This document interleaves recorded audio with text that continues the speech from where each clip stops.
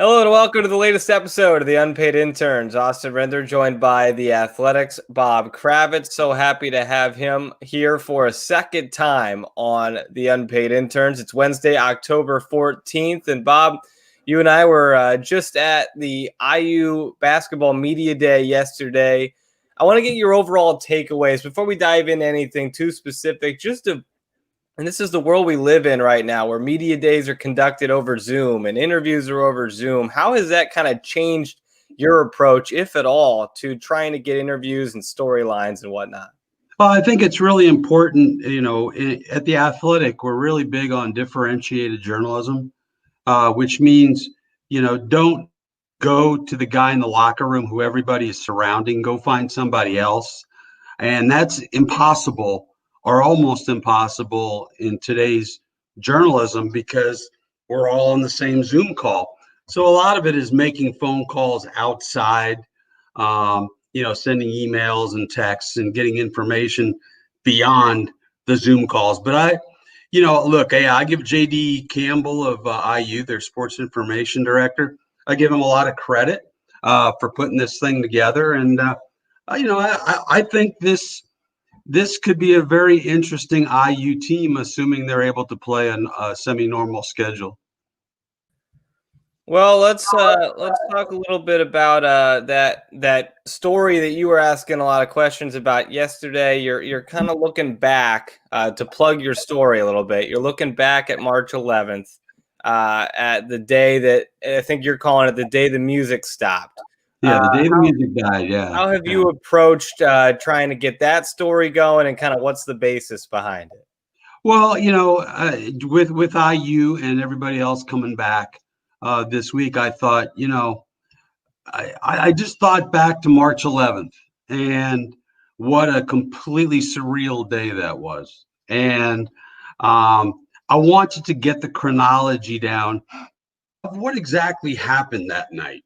How they found out, where they were, what they were doing, were they, buried in their phones as most young people are. And I guess even though I'm old, I do the same thing.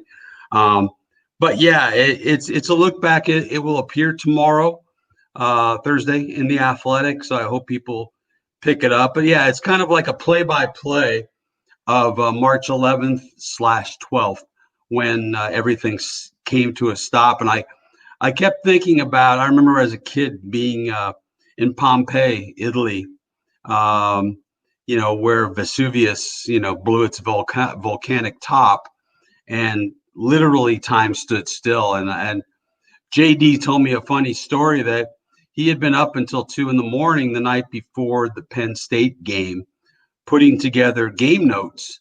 And he still has it on his wall in his office because they're game notes for a game that never got played.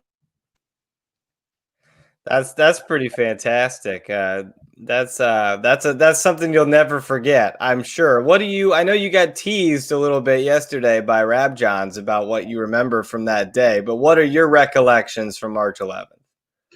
Well, we knew that things were starting to reach critical mass, but we didn't really know. I do remember that I wrote a column saying, "Shut this stupid thing down."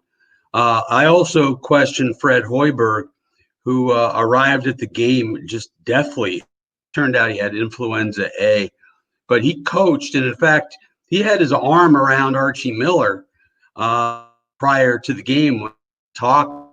I don't think most people, and I guess I include myself in this to some degree, I don't think most people knew of the seriousness of this whole thing. I mean, there's no way Fred Hoiberg shows up to coach a game while ill in the age of COVID. But I think at that point, we knew that it had ravaged Wuhan, China. We knew that it was impacting Europe. But at that point, we only had some sporadic reporting of COVID positives throughout the United States. So again, it didn't seem like that big of a deal really until Rudy Gobert tested positive that night, and they decided to ultimately shut the NBA down. And then the ball was in the Big Ten's court at that point. Yeah, I think we all have that "Where were you?" story because that was such a big moment. I know you were there, and I was back in the studio, and it was a crazy day. Let's transition to more of your job. I know you cover a lot of different sports with the Athletic, a lot of Indianapolis area stuff. What has your job in 2020 looked like compared to maybe other years, if at all different? Oh, it's completely different. Okay. I mean, in the old days, you go into the locker room, you do your interviews. I like to pull guys aside who maybe aren't being, surrounded by a lot of other media and talk to them, sometimes on the record, sometimes just sort of BSing, small talk. Um, and that's, the locker room is where the story ideas come from. You know, I can remember talking to Malik Hooker about Deion Kane, and Malik was talking about how his injury would not stop Deion because Deion had gone through so much in his life. And it's like the antenna went up. I'm like, what has he gone through? So I did some research and talked to Deion, and it turned out that he'd been homeless throughout long stretches of his high school career or life. So, that turned into a good story. But yeah, we are very, very, very limited. And as I told you off the air, this whole Zoom thing, I feel like when I want to ask my wife what's for dinner, I feel like I have to raise a digital hand and unmute myself first.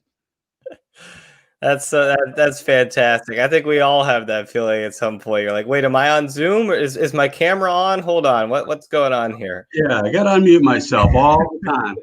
Well, it's a good transition. I know the last time you were on, we kind of talked about some fun stories you had with some former athletes and some former Colts, and yeah, the story with Peyton Manning. But how do you go about, and I think this is going to kind of build off of what you just talked about with the locker room, but how do you go about trying to create those relationships with guys to where Peyton Manning can just call you up on the phone or you can call him up? How do you go about that?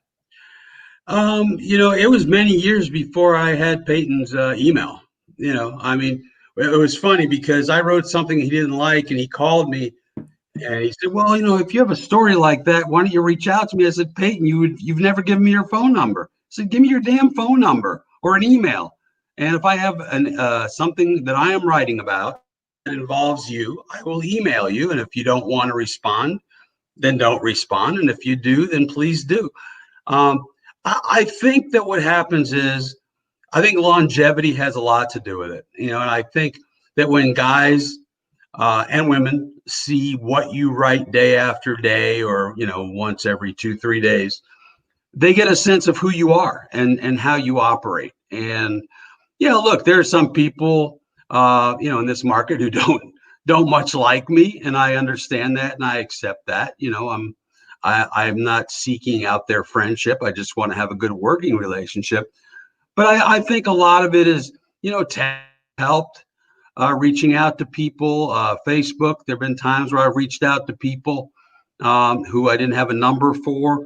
But I think a lot of it is just being there, and a lot of it, longevity and them seeing what kind of work you do. Yeah, I think that's definitely fair, and I think I don't know if it's fair to say that you don't enjoy ruffling feathers, but you do write some stories that definitely some people are they're your columns, they're your opinions. How do you kind of handle maybe the backlash or negative comments that you get on some of your stories? Well, if the person that I'm writing about has an issue with something I write, if I write something really negative, I think it's important, at least in the pre-COVID era, to show up in the locker room, show your face the day after you rip the, I don't know, Phillip Rivers or whoever it might be, just to give them an opportunity to say something to you if they choose to do so, just to be a show that you are, in fact, accountable.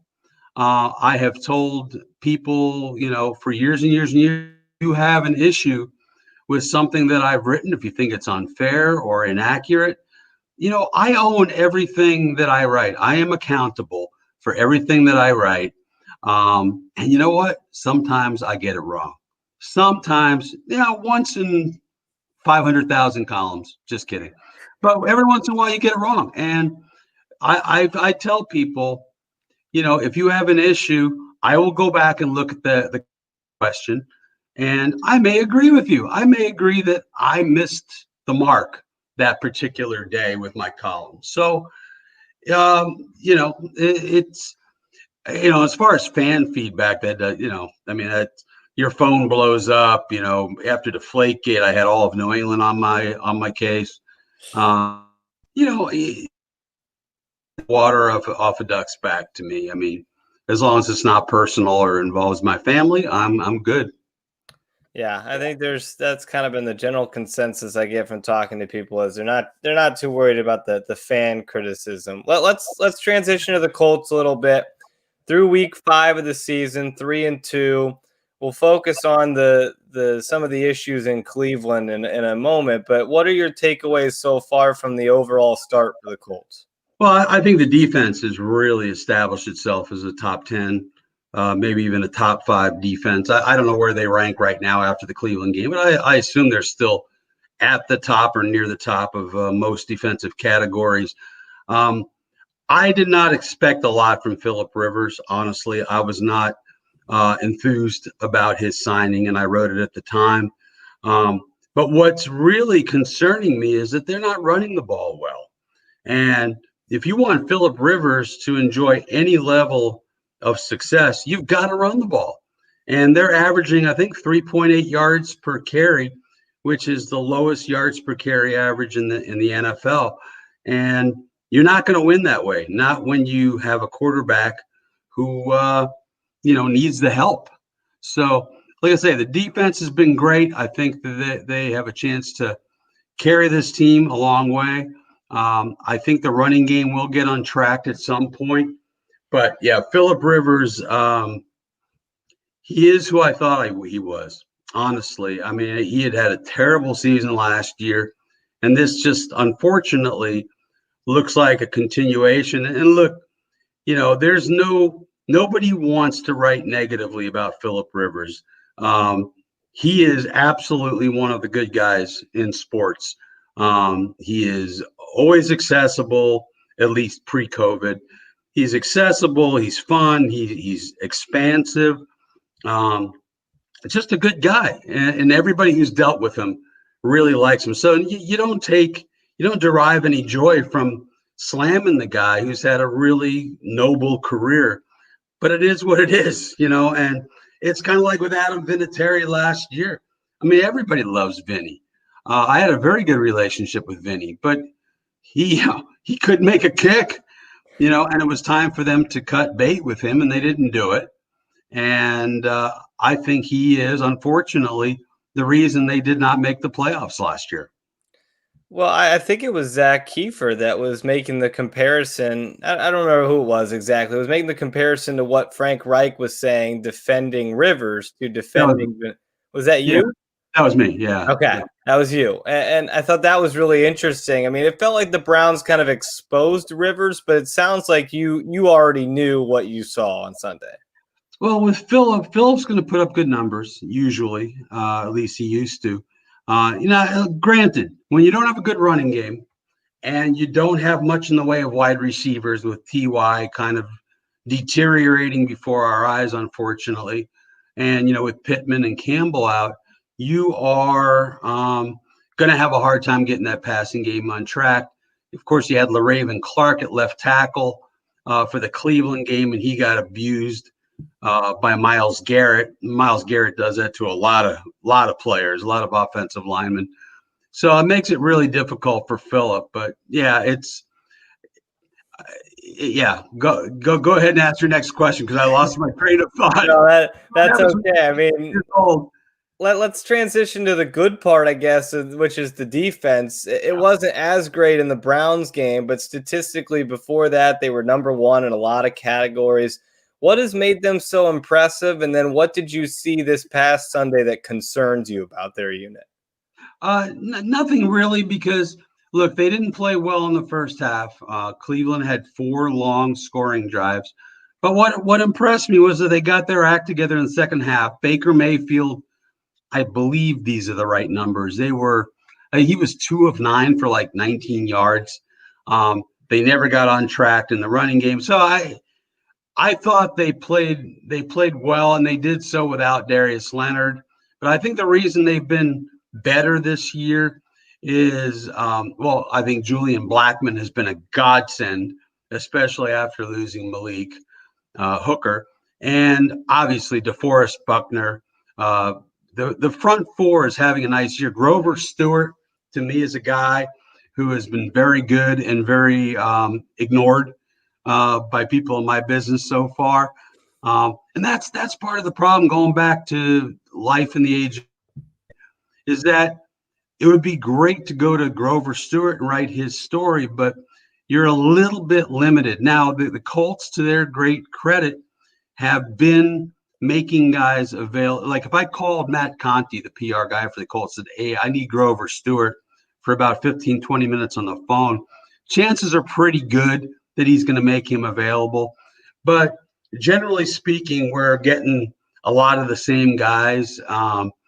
And so anyway, I think Grover Stewart's been really good. Danico Autry's been really good. Buckner, obviously. So I think that defensive line has changed the calculus for this defense. I do want to talk about Julian Blackman, though, because I've watched him play, and every time I see him make a play, I tell whoever's in the room with me that guy's going to be a stud. What have you seen from him that makes you so excited about what he can bring to the Colts? First of all, when it comes to recovery from an injury, the dude is Wolverine. I mean, he came back in no time, and not only came back, but played marvelous football. I mean, just terrific. And he reminds me, maybe not, in terms of impact, maybe not style, but in terms of impact, he reminds me a lot of Antoine Bethea, from a couple of years ago, who was, I believe, a 6th round pick, if I'm not I may be wrong there, but he was a later round pick. And he came in, and from day one, he was a stud. Everybody knew he could play. And I think it's generally the same way with Julian Blackman. And then, Malik goes down, the kid gets his opportunity, and he has been lights out week after week after week. Yeah, I have been very impressed with the way he has played in the secondary. Now, it felt like at the beginning of the season, I talked to a lot of Colts guys on this podcast, and they're high on this team. They're high on their playoff chances. 3-2 through the 5 weeks. It's well documented that the front of their schedule is easier than the back of their schedule. Do you still feel like this is a playoff team? I think it's a 9-win team. And now, will 9 get you into the playoffs? Probably, because of the expanded playoffs. Because I think Phillip Rivers does have so many limitations at this point in his career, and he may surprise us. He may go for 340 yards against the Bengals and really start playing well. But this, to me, feels like a continuation of what we saw last year when he had one of the worst years of his career. And when guys, every athlete has an expiration date, and I can't help but wonder if we've reached that expiration date with Phillip Rivers. All right, Bob, we're going to play a game here. I'm going to give you a quarterback, and we're going to see if you'd rather have him or Phillip Rivers. All right. We'll start with Jacoby Brissett, the backup. No. How Carson Wentz? I'll take Carson Wentz. Okay. He's struggling now, but I think Carson Wentz, because of his age and his skill set. Sam Darnold. I don't know that we know anything about Sam Darnold. They won 6 of their last, 8 games last year down the stretch, and he looked like the future. But that is a horrible, horrible football team. Yeah. And I don't know how much help he's getting, and I hope they don't ruin the kid the way the Houston Texans did with David Carr many years ago, where he just got his brains beat in and turned into a very lousy quarterback. So, yeah, that's – but Sam, I would take Sam over Rivers just because of the upside. Matthew Stafford. Oh, I take Stafford. Okay. Yeah. No question. Is there anyone? I'm trying to think of a starting quarterback you wouldn't take. I mean, it sounds like it's going to be most of them. Like even somebody like a Drew Brees, would you take him over Phillip Rivers? Yeah, they're both old. They're both on the downside, but to me, Drew Brees is still the better quarterback. Yeah, I look at the starting quarterbacks in this league, and I'm hard pressed to Hmm. find anybody who I would not rather have than Phillip Rivers. And Nick Foles? that's a close one because Nick Foles found lightning in a bottle, but as a starter, you look, and I was talking with Rick Venturi the other day, and he said, Foles, every time he gets the job as a starter for an extended period of time, he doesn't get the job done. So we'll see what he does in Chicago. He's got a really good defense there. He can be a little bit more of a game manager, but I'm not real bullish on Nick Foles. He had his moment, and that's about it. Where do you see the Colts going if this continues to pan out and the year doesn't look like they're going to have any interest in signing him next year? Is it Jacob Eason? Is it draft? Is it look for a quarterback in free agency? Yeah, I think they're going to have to use a lot of draft capital to move up and get the guy that they want, or they're going to sign another free agent. I can't imagine that Aaron Rodgers will be leaving Green Bay anytime soon. I think there would be pitchforks and Molotov cocktails outside the Green Bay offices if they decided to do that. But they're going to have to go outside. I mean, look, we know what Jacoby is. We know what Jacoby is. We're getting a pretty good sense of what Phillip Rivers is. But I think in a perfect world, I have no way of knowing how ready Jacob Eason is. He looks to me more like a long-term project than a guy who might be ready next season. Yeah, I think that's kind of the general consensus I've gotten from people around the team is it might take a few years before he's ready. You write a weekly story for The Athletic called the Kravitz Dopey Report Card. Kind of talk about where that idea came from and what you're able to do in that story to kind of maybe alleviate some of the frustration you have while you're watching them on a Sunday. Well, I don't get frustrated because I gave up my fan card a long time Yeah, ago. that's fair. But like Bill Polian, who we all remember and love dearly. Bill used to talk about these pundits and their dopey report cards. So I started calling it the dopey report card. Just trying to be kind of a smart ass, which is what I do.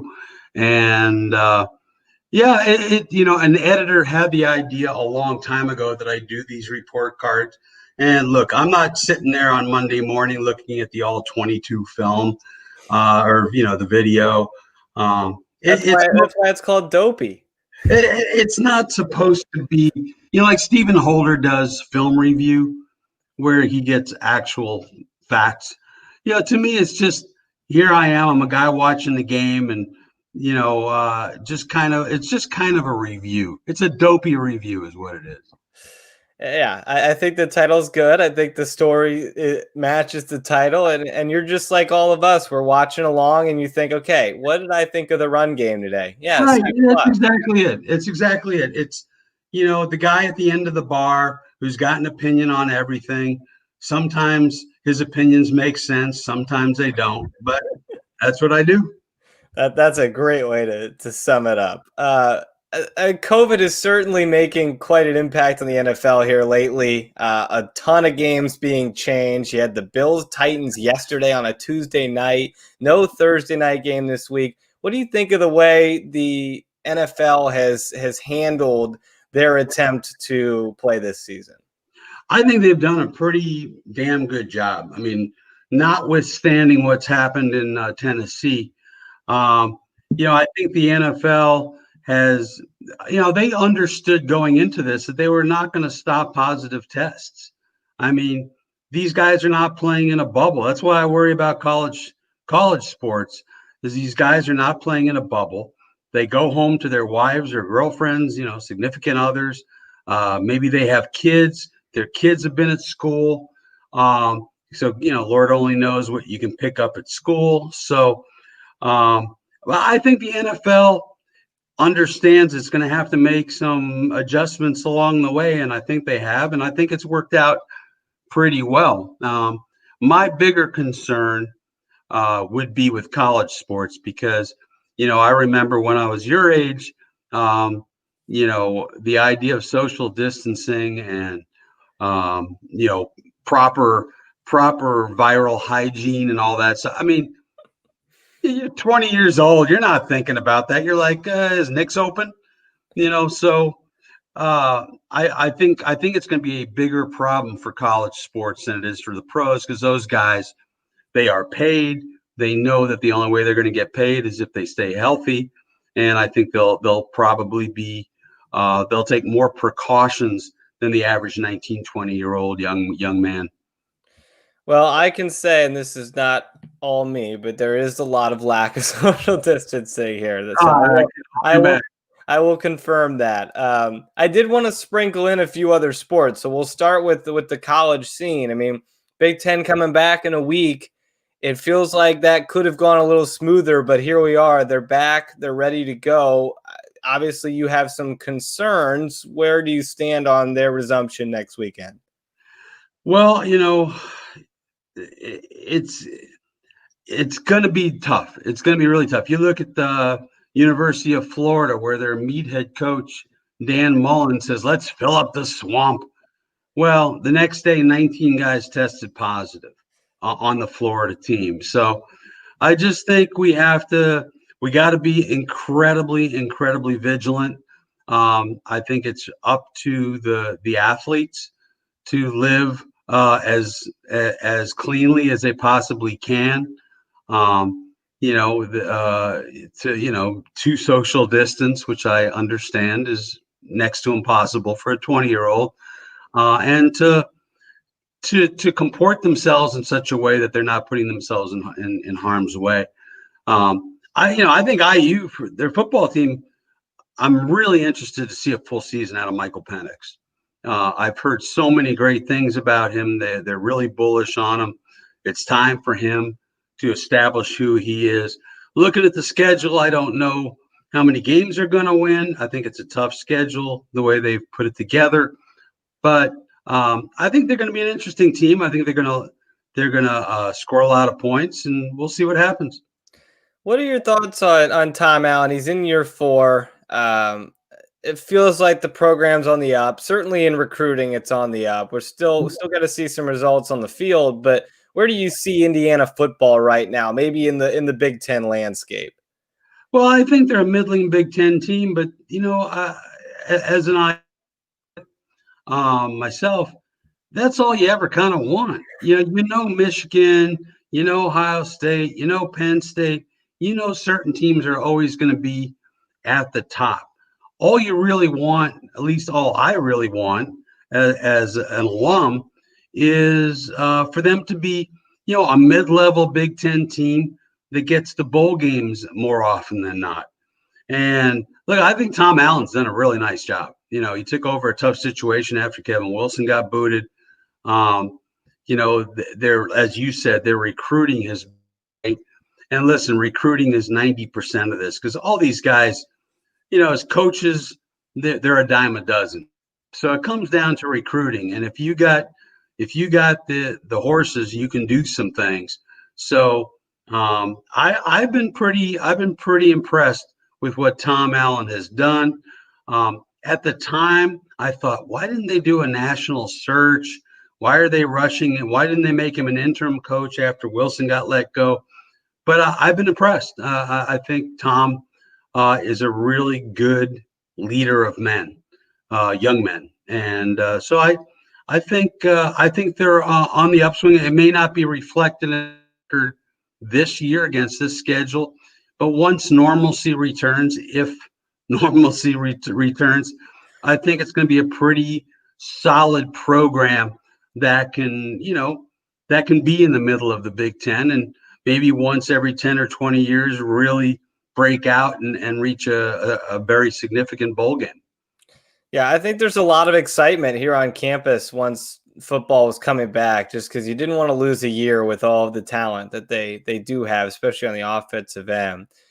We talked at the top of the show about the IU Basketball Media Day. What are your thoughts on the upcoming season? I mean, it feels like there are some plans in place for bubbles. It just kind of feels like there's a lot of uncertainty right now about college basketball. There is. And, I mean, the only thing we think we know is that they're going to start November 25th. I know that Archie was saying yesterday, he said, look, we don't know who we're going to play or where we're going to play them, but we're going to be ready to tip things off on November 25th. I thought the most interesting thing that came out of Media Day was Trace Jackson Davis saying how it was normal last year for nobody to show up for Saturday. Yes. Shooting. I thought the same thing. And this year guys are. And look, they were kind of a dumpster fire last year to some degree. I mean, they were 20-12, but I didn't sense that everybody had bought in to engage in coach speak. But the fact that guys are showing up on Saturdays at the gym, and they didn't do that as often last year, I thought that was very, very telling. Now, look, just because you put in the time and everybody likes each other doesn't mean you're going to be any damn good. It just means you're maxing out what you got. Now, look, I have heard only great things about this Christian Lander. Jerome Hunter, I think, is ready to break out and be the player that we all thought he could be before all the injuries. If they can stay reasonably healthy and for Trace Jackson Davis to develop his game, more outside shooting, more use of his right hand, I think they can be, a top four, top five Big Ten team. I think they're being picked 8th, if I'm not mistaken, but I think they could be better than that. Yeah, that was the quote that stood out to me because it was like, whoa, okay. So kind of some of our doubts about last year's team just kind of unveiled right there. Absolutely. Yeah, I want to just a quick touch on the Pacers before I let you go. You wrote a story about the firing of Nate McMillan, and I just want to get your thoughts on how the Pacers have kind of handled the coaching search and the fact that they are looking for a new coach at all. Well, I was not crazy about the firing of Nate McMillan, just as I was not crazy about the firing of Frank Vogel, who, if I'm not mistaken, just won the NBA title, along with Rick Carlisle, another guy that Larry Bird fired. They are being very slow and methodical with this coaching search. I'm hearing that Chris Finch is sort of the leader in the clubhouse. He's an assistant coach with the New Orleans Pelicans, but they have talked to everybody and his mother for this job. And I don't know if they've talked to Chauncey Billups just yet. I know that Chauncey wanted to do an in-person interview rather than Zoom. I'd be curious to find out at some point from Kevin Pritchard how this coaching search has changed or been limited by the fact that we have to do everything virtually. I mean, there's still something to be said for looking a person in the eye, man to man or man to woman in Becky Hammond's case, and, getting a sense of who they are and what they're about. So, but I think something's going to happen here in the next couple. I was told from the very beginning, don't sit on the edge of your seat waiting for this to happen because it's going to be a very long process. Yeah, I think they know how important it is to get it right. And there's rumors throughout the off season that guys went out. Victor Oladipo, Miles Turner have been the two that have come out. I mean, this is on the heel. Let me stop you there real quick. Okay. Miles has never expressed any desire to go anywhere. Okay. We have in the media talked about, if you're going to move somebody, it's going to be Miles. It should be Miles. And that takes nothing away from his game. I think he's a very nice player. But if you are going to go to more of an up-tempo offense, it's very difficult to do it with two bigs, with both Miles and Sabonis, even though they're very different types of bigs. Now, Victor, I believe Victor wants out. Has he said anything publicly? No. But he has made it, I think, abundantly clear on several occasions by the way he handled the whole bubble situation that he is ready to go on to a bigger market. Rinse and repeat, right? It's Paul George all over again. And I think that would be a shame. It would be a mistake for Victor. But, it's his life and his career, and he's going to be a free agent at the end of next year. So you would hope that he would at least come clean with Kevin Pritchard and give Kevin as much of a head start on moving him, in much the same way that Paul George did. Paul George, we're all angry at him, but, his agent did call Kevin Pritchard and say, our guy's not going to resign and stay in Indianapolis. And so they were able to go and make a trade. Granted, it was under duress, but turned out to be a pretty good trade. They got 2 All-Stars out of it. Yeah. Victor and Domas Sabonis. So let's see how Victor handles it. Victor has not handled things well, in my humble opinion, this last 6 months to a year. Yeah, Victor was the one I was going to ask about, because it does feel like you said, Paul George all over again. Is there something about, is it just the fact that it's a small market, they want to go bigger, they want to be kind of the Robin to somebody's Batman, or is there something deeper that people just want out of Indianapolis? I don't know. Well, I think that, look, Indianapolis is a wonderful, amazing, great city. If I was 23 years old and making millions and millions of dollars, or 25 or whatever, I think that I don't think Indianapolis would be my first choice. You look at younger, they want more of a night scene. They want a place that's, a little more vibrant, more Chicago than Indianapolis. And I think that, he's got a lot of interests outside of basketball, most notably music. And look, there's not a big music scene here in Indianapolis. I think he's looking at LA and New York and other places, Miami, where he could really get into the whole music thing. We saw him, well, some people saw him, not me, on that stupid show. Masked Singer. Masked Singer. Oh, my God. Honestly. You don't watch Masked Singer? I watched 5 minutes of it once, and I wanted to put an ice pick in my ear. It was just awful. I mean, what's happening to our society? Anyway, that's neither here nor there. But I think Victor clearly has bigger fish to fry, and that's his right. But look, Indiana and Kevin Pritchard have bent over backwards to accommodate Victor's peccadillos, let's call them. Victor has his own way of doing things, and the Pacers have been great. They said they would pay him whether he played in the bubble or not. Then they found out later that they were not allowed to pay him if he was healthy and not playing. And then Victor suddenly magically decided that he would play because it meant millions of dollars, which is a smart move.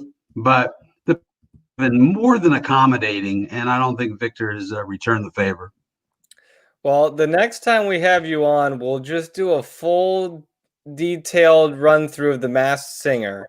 And we'll just go through every singer on there, and I'll get Bob Kravitz's thoughts, because it sounds like he's going to be checking it out here every Wednesday on Fox. So is that what it is? Yeah, Masked Singer every Wednesday on Fox. So you know what I do every Wednesday night? I floss my cat's teeth. I have much better things to do. That's tonight. So we're either going to see Bob Kravitz flossing his cat's teeth or watching the Masked Singer tonight. So ice pick. I'm just telling you, ice pick. It's like, do I put it in my ear or in my eyes? I just don't know. On that note, Bob, thanks so much for spending some time with us today. Great insight into everything in the sports world. Best of luck to you. Enjoy the rest of the football season. All right. Good talking to you, man. Yeah. Thanks. Thanks, Bob. That'll wrap things up here for today's episode of the Unpaid Interns. Check out all our episodes on the IU Sports Media YouTube page or on the wherever you get your podcasts, Spreaker Podcast, Spotify Podcast, Apple Podcasts. We'll be back on Friday with DJ Pahowski of No Laying Up, talking some PGA Tour golf. But for now, for Bob Kravitz, I'm Austin Render saying so long from today's episode of Unpaid Interns.